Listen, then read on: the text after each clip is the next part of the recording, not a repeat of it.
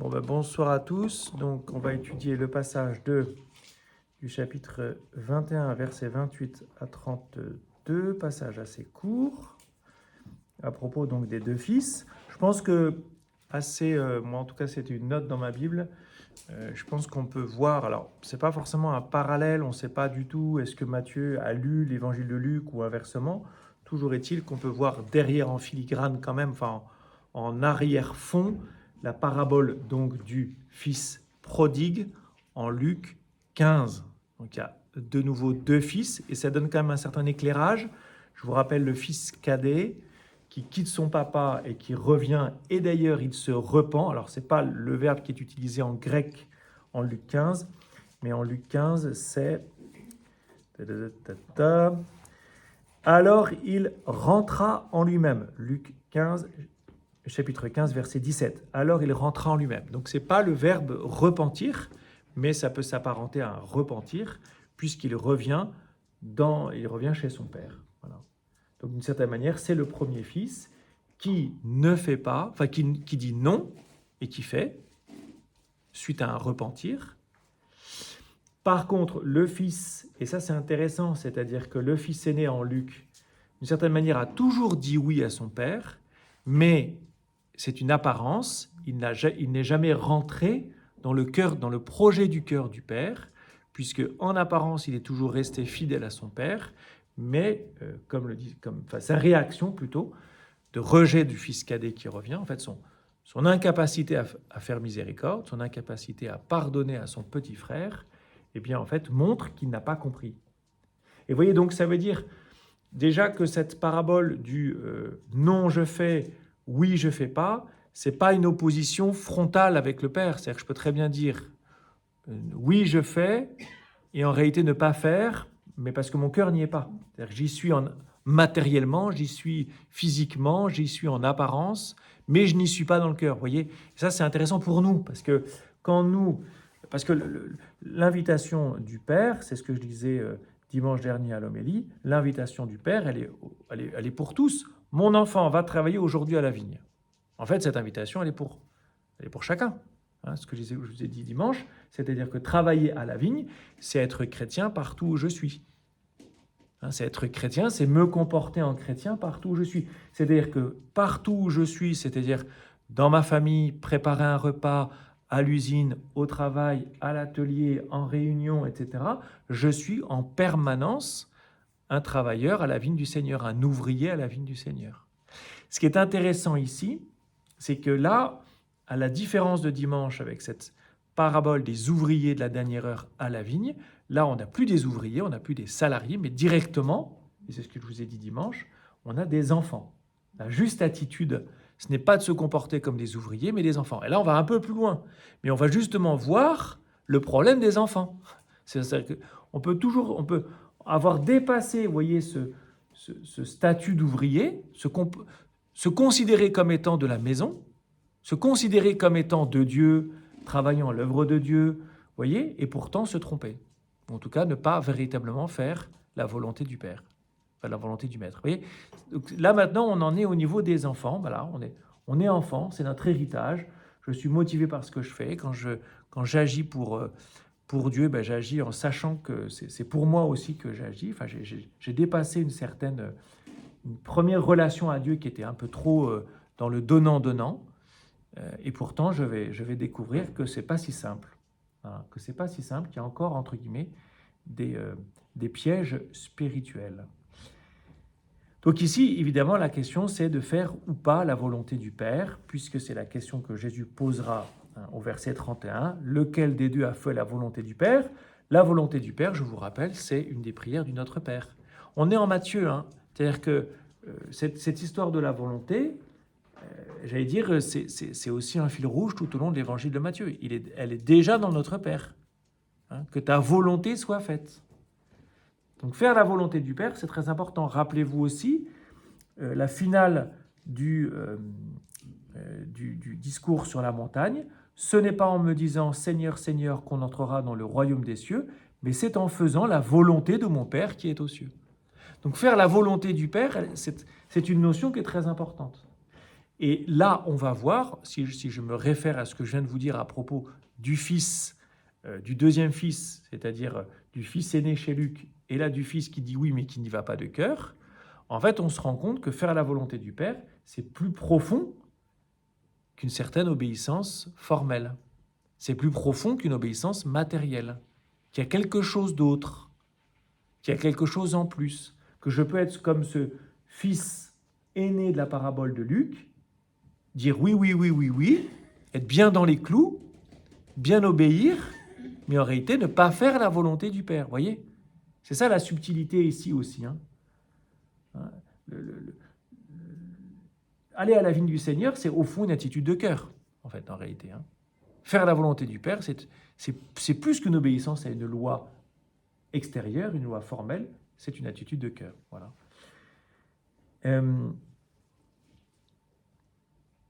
Voilà. Donc déjà, le Père envoie travailler son enfant. Je reviens simplement sur ce que je vous ai dit. Le Père envoie travailler son enfant. Déjà, être enfant de Dieu, c'est être envoyé. C'est intéressant, c'est-à-dire que l'enfant, il est envoyé. Il ne s'envoie pas tout seul. Il est appelé. C'est intéressant, ça veut dire que je deviens enfant de Dieu par appel, par vocation. Tout le monde n'est, entre guillemets, tout le monde est appelé, mais tout le monde n'est pas appelé. C'est-à-dire que ça demande une initiative du Père, du Maître. Là, c'est le Père en l'occurrence. Le Père envoie ses enfants. Donc, devenir enfant de Dieu, on ne naît pas enfant de Dieu, si je puis dire, on le devient, entre guillemets, mais on le devient par appel et par envoi. C'est un envoi en mission. D'accord ?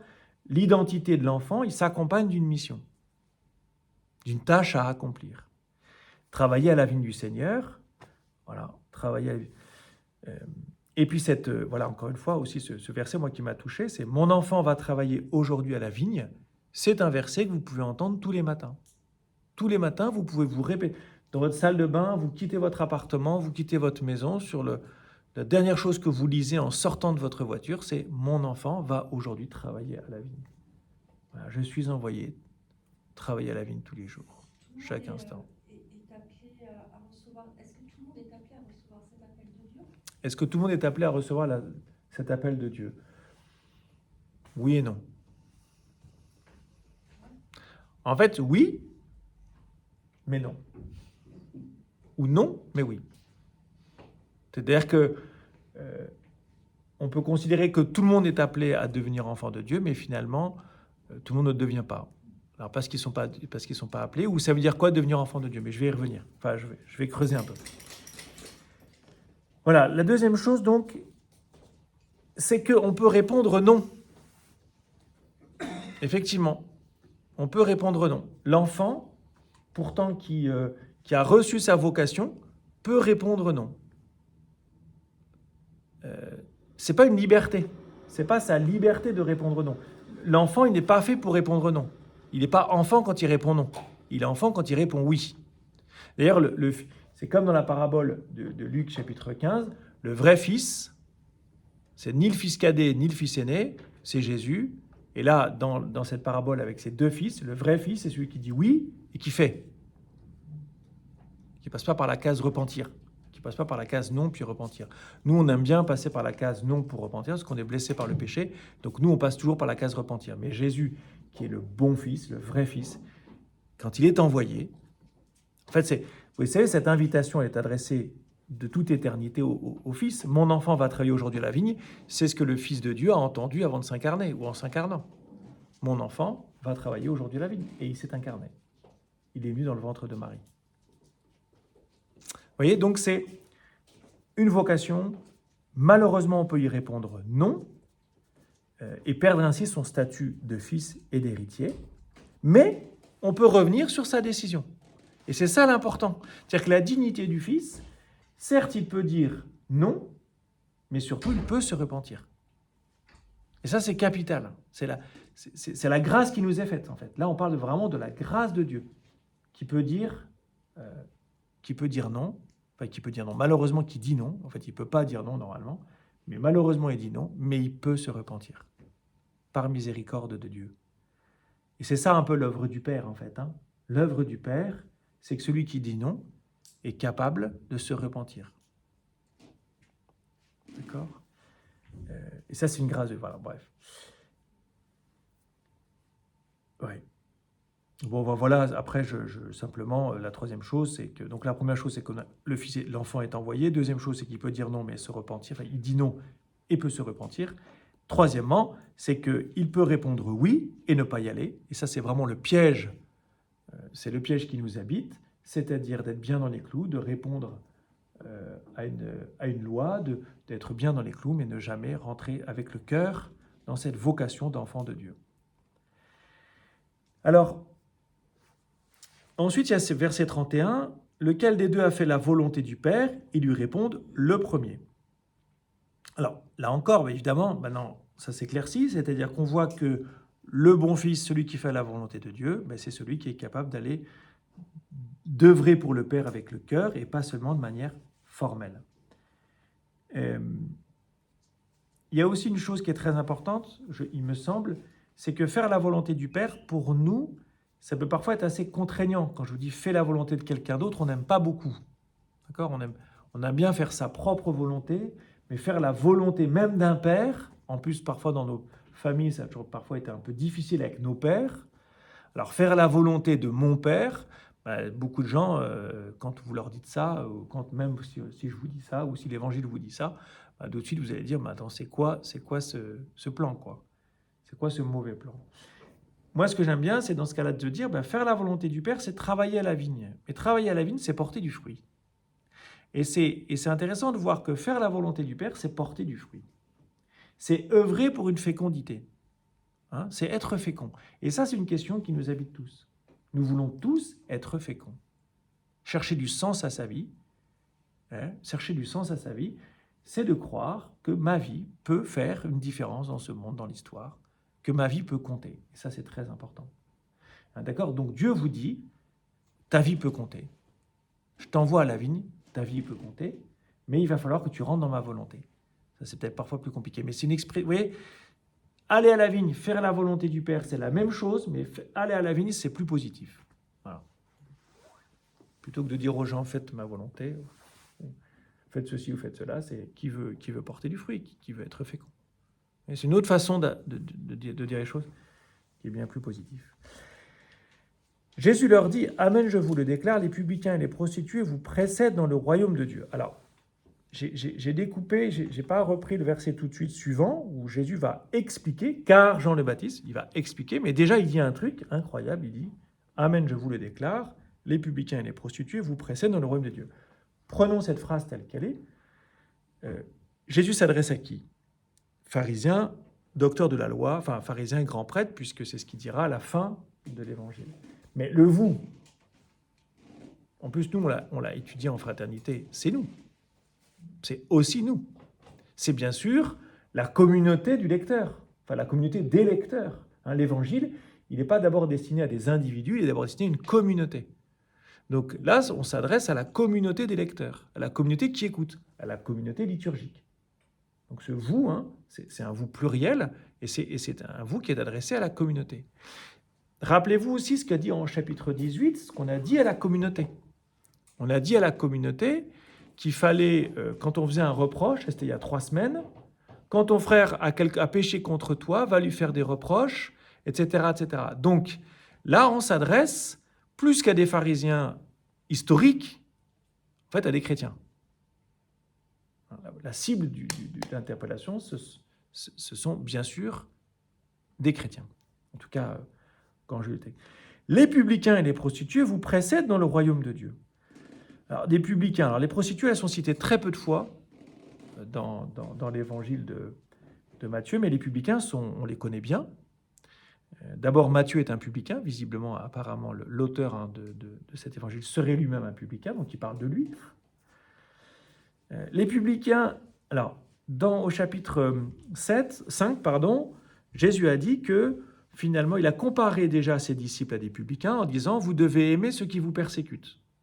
Parce que si vous n'aimez que ceux qui vous aiment, les publicains en font autant. » Déjà, on a une première interprétation du truc. Donc, en fait, attends, ça veut dire que ma différence avec un publicain, moi, chrétien ou moi, disciple de Jésus, c'est d'aimer ceux qui me persécutent. Et ça me renvoie à cette parabole du débiteur impitoyable, où Jésus disait qu'il fallait imiter la miséricorde du Père et avoir de la compassion pour celui qui m'a fait du mal. Le terme est très fort, hein, avoir de la compassion. Il faut que j'ai de la compassion pour mon agresseur. Chose qui est impossible. Pourtant, Jésus nous dit, le Père se comporte vis-à-vis de ses propres agresseurs. Jésus lui-même, sur la croix, pardonnera ses agresseurs. Il a de la compassion pour ses agresseurs. Il est le Fils, il est le bon Fils, Jésus. Hein. N'oubliez pas ça. Jésus est celui qui réalise parfaitement la volonté du Père. Et ça veut dire quoi, réaliser pour Jésus la volonté du Père? Eh bien, c'est avoir de la compassion pour ses bourreaux, pour ses agresseurs. Donc c'est d'abord lui qui nous montre le chemin.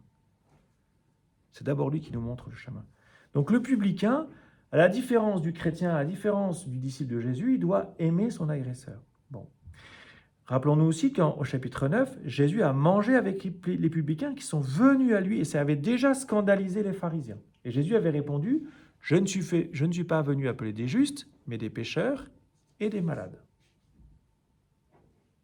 C'est intéressant, c'est-à-dire que les publicains et les prostituées qui me précèdent dans le royaume de Dieu, bah oui, ils sont malades, ça c'est objectif.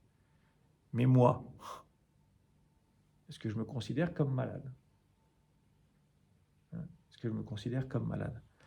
Les disciples de Jésus, ensuite, c'était au chapitre 18. Rappelez-vous, les règles de la communauté. Si ton frère a commis un péché contre toi, va lui faire un reproche, ça le seul, puis va le voir avec un autre, et puis ensuite avec plusieurs de la communauté. S'il ne vous écoute toujours pas, considérez-le comme un publicain, c'est-à-dire comme un malade qu'il faut aller soigner, et pas comme quelqu'un qu'il faut aller rejeter.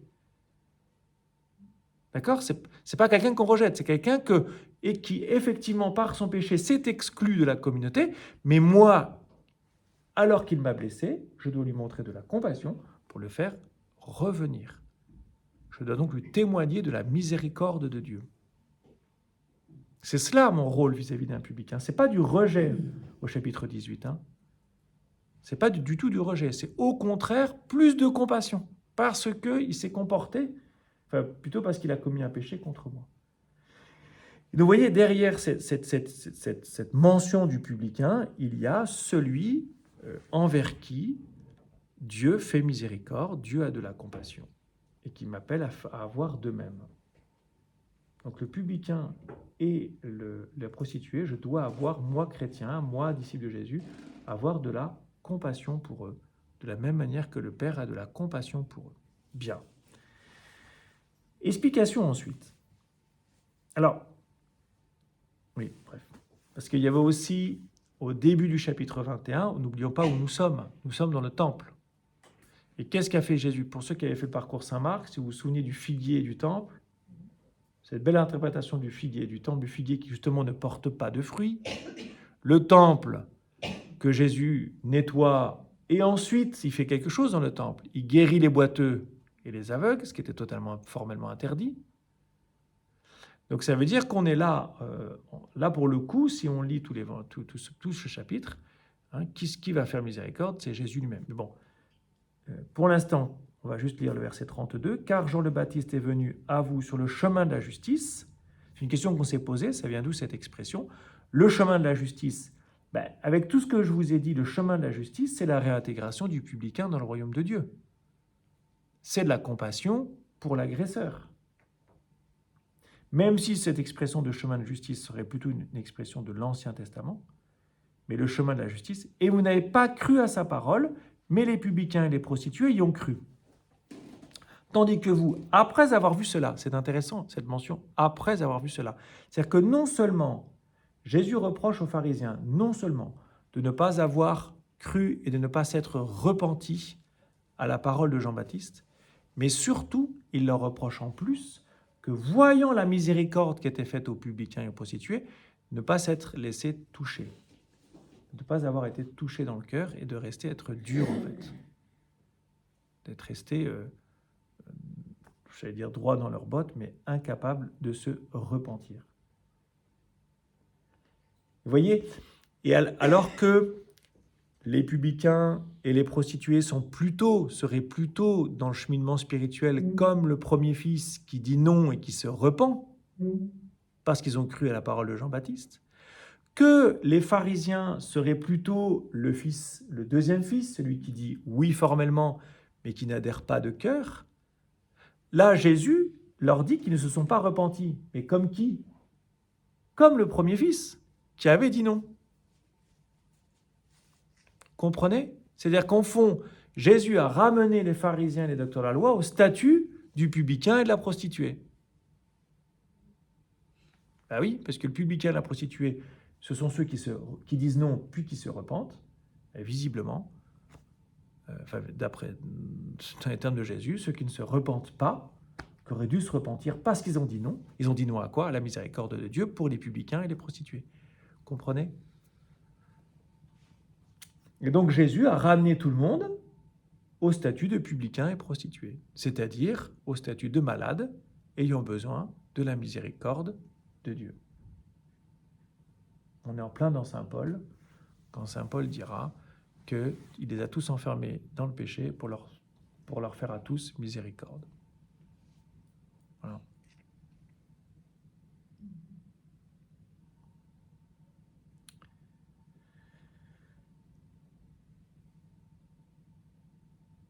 J'ai en 21 minutes, non, le texte est assez court. Est-ce qu'il y a une ou deux questions que je pourrais prendre et dire à la caméra si la caméra n'entend pas?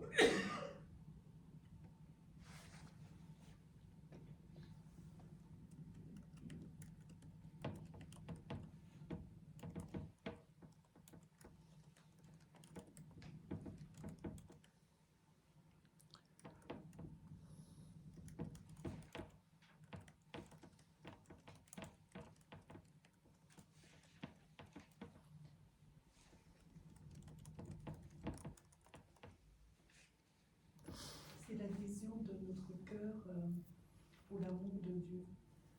On voit que c'est moi, dans le texte, c'est plutôt le cœur qui doit être juste vis-à-vis de l'amour de Dieu, écouter la parole, la mettre en pratique. Mais Dieu nous connaît nos peurs, nos craintes, nos blessures, et c'est pas ça qu'il regarde, parce qu'on peut dire non à quelque chose. On avait vu aussi que le semeur, que la parole de Dieu, on peut écouter la parole, mais ça tombe dans les ronces, dans les pierres, c'est pas encore la bonne terre. Alors il y a tout un travail, un chemin de conversion qui finira jamais, je dirais, et que Jésus il regarde. Tu as dit oui, tu as dit non, mais tu es allé quand même. C'est ça, souvent, on a la flemme, on ne veut pas faire quelque chose, mais il y a quelque chose de plus fort au fond de nous, soit la parole de Dieu qui revient de dire non, je ne peux pas faire ça. On voit bien que c'est l'attitude du cœur, il y a quelque chose de personnel, je dirais, c'est unique chez chacun de nous qui... Oui. C'est Dalila qui parle, dit que c'est personnel, puisque la caméra qui t'entend pas forcément. Mais il y a aussi cette idée que si je suis pharisien, si je suis considéré comme un pharisien, plutôt étant membre de l'Église, je suis par défaut le pharisien et le grand prêtre. C'est-à-dire je suis dans cette catégorie-là par défaut. Puisque si je suis ici, c'est que j'ai décidé de suivre Jésus, donc j'ai dit oui au Père. D'accord? J'ai dit oui pour aller à sa vigne. Peut-être que je suis passé par une phase de non, mais si aujourd'hui j'écoute la parole, c'est que je suis dans cette attitude d'avoir dit oui, en espérant faire la volonté du Père, c'est-à-dire vraiment être allé travailler à la vigne de Dieu. Et Jésus dit, es-tu sûr d'être vraiment allé à ma vigne? C'est ça derrière la question. Tu as dit oui, gloire à Dieu. Mais es-tu sûr? Es-tu sûr que ton cœur est suffisamment converti? Et là, Jésus met devant nous des pécheurs, donc des gens qui ne sont pas dans l'Église, quelle que soit la raison. Et Jésus te demande, est-ce que tu les aimes? Est-ce que tu les aimes? D'abord pour aller les chercher, pour leur faire connaître Jésus, pour les évangéliser, c'est-à-dire qu'ils ont droit aussi à connaître Jésus. Parce qu'il y a parfois il peut y avoir parfois un peu de snobisme à ne pas vouloir évangéliser, entre guillemets snobisme, hein. C'est-à-dire, on est bien entre nous, pourquoi on irait chercher, pourquoi on ferait un parcours alpha ou un parcours venez et voyez pour des gens qui cherchent Dieu? Ça demande beaucoup d'énergie quand même. Qu'est-ce qu'on est bien quand même dans notre petite fraternité entre nous, voilà, on va quand même pas faire, voilà, on va pas, c'est quand même compliqué de s'ouvrir à d'autres, vous voyez. Et puis, j'allais dire plus que cela, est-ce que j'ai de la compassion pour ceux qui ne cherchent même pas Dieu? Pour ceux qui me rejetteraient, me persécuteraient parce que je suis chrétien, vous voyez, pour tous ceux qui sont indifférents, est-ce que je garde cette compassion? Est-ce que je garde cet amour? Est-ce que je garde cette attention fraternelle pour eux, vous voyez? Parce que pour convertir les pharisiens et les grands prêtres, qu'est-ce que Jésus fait? Il met les publicains et les prostituées devant leur nez. Il les met devant leur nez, il leur dit, regardez, eux, ils ont fait du chemin. Ça vous plaît pas? Est-ce que vous allez les chercher? Est-ce que vous êtes heureux qu'ils fassent un chemin? Mais ce chemin-là, par exemple, le chemin du publicain et de la prostituée, Jésus mange avec eux avant même qu'ils aient fait un chemin. Pour un juif, c'est très important. Pour moi, c'est très important. Est-ce que j'accepte de me mélanger à des gens qui pourtant ne sont ni chrétiens, ni même n'ont aucune envie de le devenir? Et ça, c'est une vraie question pour nous, je pense. Ça peut être une question pour certains d'entre nous. Comment est-ce que je reste attentif, aimant, compatissant pour tous ceux et celles? Par exemple, je vais au travail, je travaille avec des gens qui ne sont pas chrétiens. Est-ce que j'ai du mépris pour eux? Je ne peux pas avoir de mépris pour eux, en fait. Peut-être qu'ils ne seront pas comme moi, peut-être qu'ils ne connaissant pas l'amour de Jésus, ils seront peut-être plus dans la critique, peut-être plus dans la rancœur, peut-être plus dans le... Mais est-ce que je garde pourtant... Et peut-être qu'ils se moqueront même de moi parce que je suis chrétien. Est-ce que je resterai dans la bienveillance? Est-ce que je resterai dans la compassion? C'est pas si simple. C'est pas si simple. Et on le voit bien avec les pharisiens et les grands prêtres qui, eux, ne rentrent pas dedans. Alors même qu'ils ont envie de servir Dieu, de tout leur cœur, hein. Mais ils ne rentrent pas dans ce projet de Dieu. Mais je rappelle que ce projet de Dieu, il va jusqu'à avoir de la compassion pour mon agresseur. Donc, c'est monstrueux, en fait, hein. Il n'y a que Jésus qui peut guérir un cœur. Des exemples extrêmes. Une jeune femme catholique qui se fait attraper dans une rue la nuit par un migrant musulman. Oui, exactement. C'est extrême. Hein. Oui, c'est extrême. C'est-à-dire que c'est des cas extrêmes. Mais la parabole, rappelez-vous toujours de la parabole du débiteur impétueux. Pour moi, c'est hyper choquant comme mot que Jésus utilise à ce moment-là. Il dit, moi j'ai de la compassion, enfin le Père a de la compassion pour mon agresseur. Est-ce que toi tu as de la compassion pour ton agresseur? Si tu n'as pas de compassion pour ton agresseur, le Père sera aussi dur avec toi que tu l'es avec ton agresseur. Voilà. Et là on se dit, on ne peut rien faire. Et donc, le seul qui peut me permettre d'entrer là-dedans, c'est l'Évangile. C'est-à-dire que la méditation de l'Évangile doit vous conduire à cet état de cœur. Mais il n'y a que Jésus qui peut le faire. Que Jésus qui peut le faire. C'est pour ça que ce serait intéressant. Malheureusement, Cyril a soulevé une question qui était très intéressante. Il a invoqué dans son partage l'autorité de Jésus.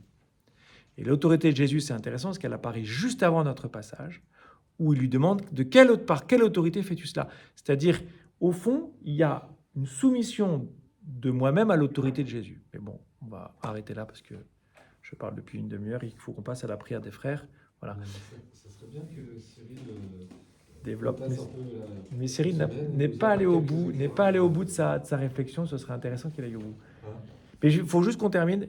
Je vous rappelle qu'on commence une année Sainte-Thérèse à partir de dimanche, 16h pour ceux qui le souhaitent. Petite conférence pour commencer l'année Sainte-Thérèse suivie des Vêpres.